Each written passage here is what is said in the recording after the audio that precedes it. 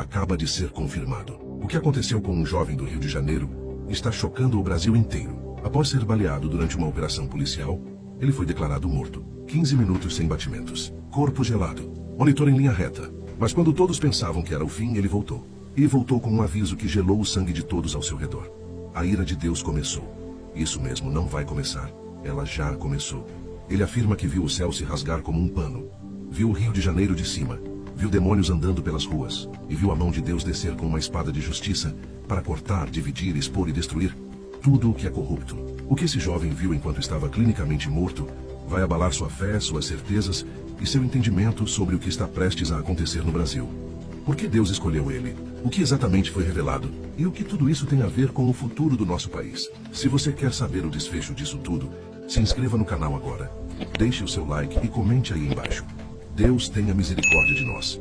Para entendermos tudo isso, primeiro precisamos falar do jovem Anderson Conceição, morador do Rio de Janeiro numa comunidade. Irmãos, Anderson havia morrido por 15 minutos na UTI devido a uma bala perdida depois da situação terrível que está acontecendo no Rio.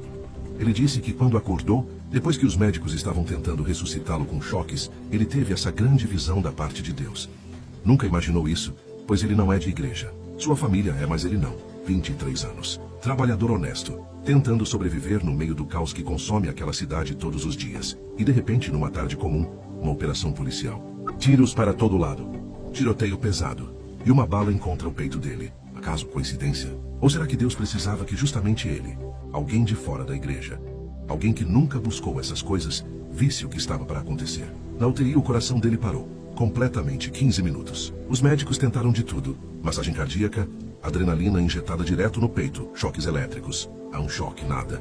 2 choques, nada. 3, 4, 5. O corpo não respondia. A linha do monitor continuava reta. O bip constante da morte. A equipe médica começou a se entreolhar. Aquele olhar que todo mundo que já esteve num hospital conhece. O olhar de quem sabe que acabou. A família foi chamada. Estavam no corredor, chorando, se abraçando, se preparando para o pior. Mas no 15º minuto, no último choque que dariam antes de declarar o óbito, aconteceu. O coração bateu. Uma vez, depois outra. E outra. E Anderson abriu os olhos. Mas quando ele abriu os olhos, irmãos, não eram os mesmos olhos de antes. Estavam arregalados, apavorados, cheios de lágrimas. E a primeira coisa que ele fez foi gritar. Não de dor, de terror, de urgência, de desespero. Eu preciso avisar. Eu preciso contar. Deus vai julgar o Rio. A ira começou, vocês não entendem, ele mostrou tudo. Os médicos pensaram que era delírio. Algo normal em casos de morte clínica e ressuscitação. O cérebro fica confuso, cria imagens, memórias falsas. Mas Anderson não parava. Agarrava os braços dos enfermeiros, dos médicos, de quem passasse perto. Chorava desesperado. Vocês precisam avisar o povo. A espada já caiu. A mão de Deus está sobre a cidade. Ele vai purificar tudo. Vai destruir tudo que é corrupto. A família entrou correndo quando ouviram que ele tinha voltado. E encontraram ele naquele estado, tremendo, suando frio, repetindo as mesmas coisas. A mãe dele, que é crente há anos, se ajoelhou do lado da cama e começou a orar. E foi quando ela orou que Anderson começou a se acalmar. Começou a conseguir respirar direito. E começou a contar, palavra por palavra, detalhe por detalhe, tudo o que tinha visto naqueles 15 minutos. Ele disse que no momento em que o coração parou, ele sentiu uma puxada, como se algo o arrancasse do corpo com força. E de repente ele estava flutuando, olhando de cima para a própria maca, vendo os médicos trabalhando no corpo dele, vendo a família chorando do lado de fora. Mas ele não estava preocupado com aquilo, porque algo muito maior estava chamando a atenção dele. Estava puxando ele para cima, para longe dali, para longe do hospital, para longe da terra. E quando ele olhou para cima, viu o céu se abrindo, não como uma porta, como uma ferida, como um rasgo violento no próprio tecido da realidade. E através daquela abertura, ele viu o que estava do outro lado. E foi ali, naquele momento, que a visão começou de verdade. Ele viu o Rio de Janeiro inteiro de cima. Cada comunidade, cada rua, cada beco. E viu algo que estava invisível para os olhos naturais, mas que era absolutamente real no mundo espiritual. Viu demônios, milhares deles, andando pelas ruas, sentados nos telhados, sussurrando nos ouvidos das pessoas, comandando o tráfico, comandando a violência, comandando a corrupção. Não era metáfora, não era símbolo. Era real, literal. A cidade estava infestada, e eles agiam livremente porque ninguém os combatia.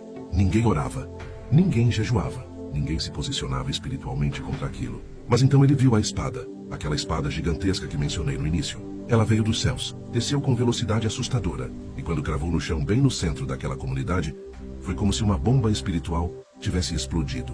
Os demônios começaram a gritar, a correr, a se esconder. porque sabiam o que aquilo significava. Sabiam que o tempo de liberdade deles tinha acabado, que Deus tinha decidido intervir. E quando Deus intervém, irmãos, não há poder das trevas que resista. A mão desceu logo em seguida, aquela mão enorme, brilhante, poderosa, e pegou a espada, e começou a passar sobre a cidade, e onde a espada passava, tudo era cortado.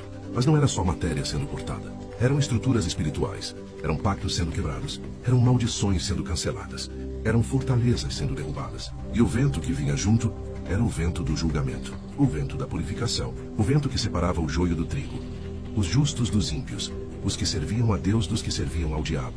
E então veio a voz, e quando ela veio, Anderson disse que sentiu como se o universo inteiro tivesse ficado em silêncio, só para ouvi-la. Era uma voz que não vinha de fora, vinha de dentro dele, de dentro da terra, de dentro do próprio ar. Era uma voz que estava em tudo ao mesmo tempo. E ela disse: veja a minha ira sobre esse lugar. As palavras eram carregadas de dor, de tristeza, de um pai que cansou de ver seus filhos sofrerem. Aqui nesse lugar tem um povo que me busca, que todos os dias clama a mim por misericórdia. E hoje eu entrarei com justiça. E Anderson entendeu, finalmente entendeu.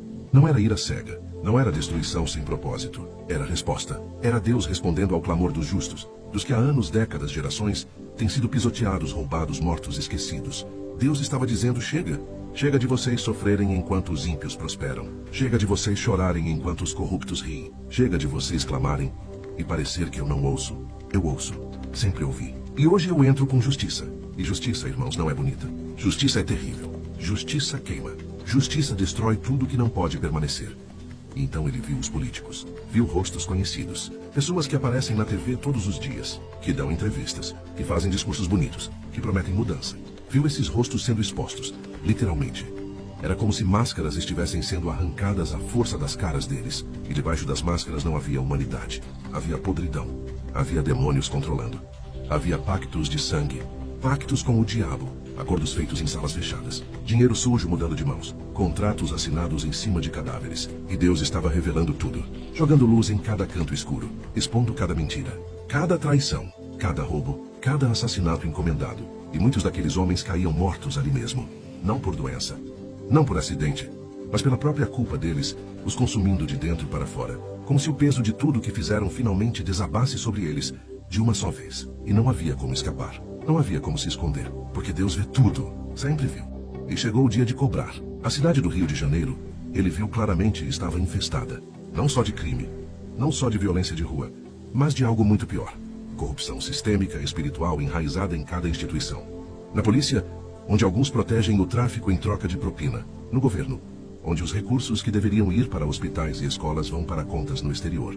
Nas escolas, onde ideologias diabólicas são ensinadas às crianças. Nos hospitais, onde gente morre na fila enquanto o dinheiro é desviado. E até nas igrejas, irmãos. Sim, até nas igrejas. Pastores que negociam com o diabo. Que enganam o povo. Que vivem em mansões enquanto as ovelhas passam fome. E Deus estava dizendo: eu vou limpar tudo.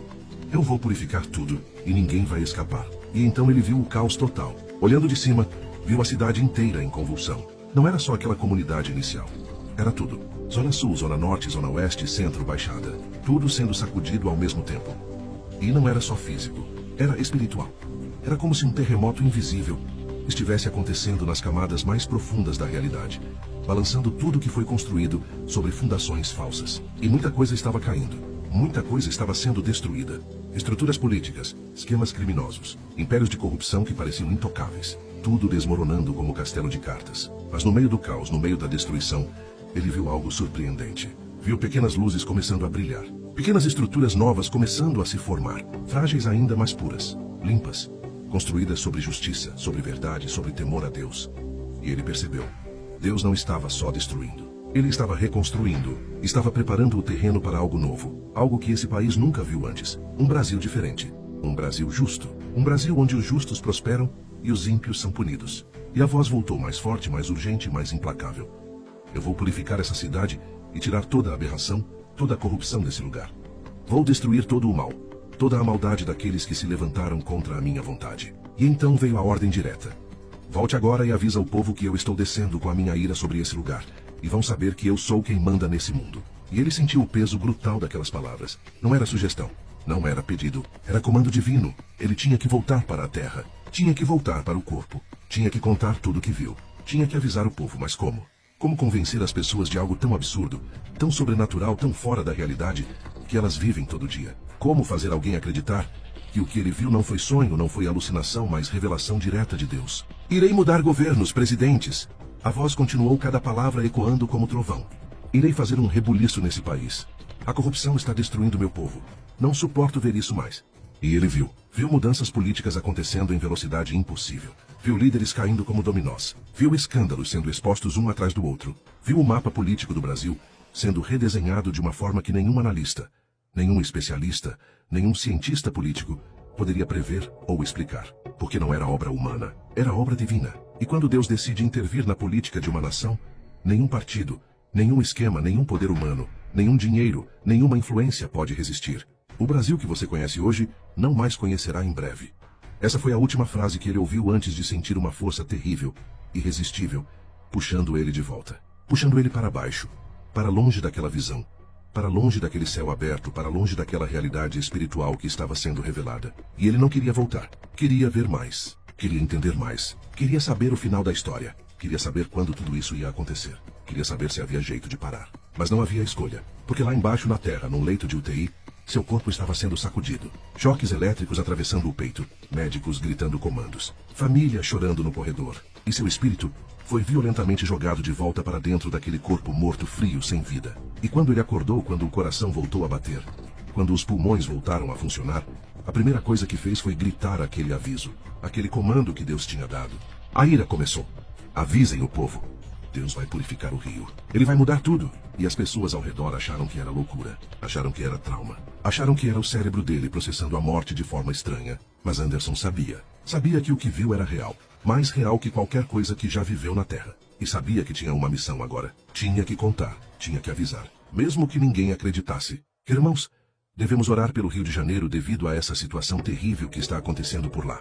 Deus mostrou toda essa situação para Anderson. Revelou o que está acontecendo no mundo espiritual, enquanto a gente só enxerga o mundo natural. Há muitos inocentes lá. Muita gente boa. Muita gente que serve a Deus. Muita gente que ora todo dia, que jejua, que clama por misericórdia. E infelizmente, muitas vezes, os bons pagam pelos erros dos maus. É a realidade deste mundo caído. Mas dessa vez Deus prometeu algo diferente. Prometeu que vai separar. Que vai proteger os seus. Que vai colocar um escudo ao redor dos justos, enquanto executa julgamento sobre os ímpios. A purificação que Deus prometeu não vai ser suave. Não vai ser bonita. Não vai ser confortável. Vai doer. Vai assustar. Vai parecer que tudo está desmoronando. Porque está. Tudo que foi construído sobre fundações falsas precisa cair para que algo novo, algo verdadeiro, algo justo possa ser construído. E no meio desse processo, muita gente vai sofrer. Muita gente vai perder. Muita gente vai ter que escolher de que lado está. Porque não vai mais dar para ficar em cima do muro. Não vai mais dar para servir a dois senhores. Vai ser ou Deus ou o mundo. Ou a luz ou as trevas. Ou a verdade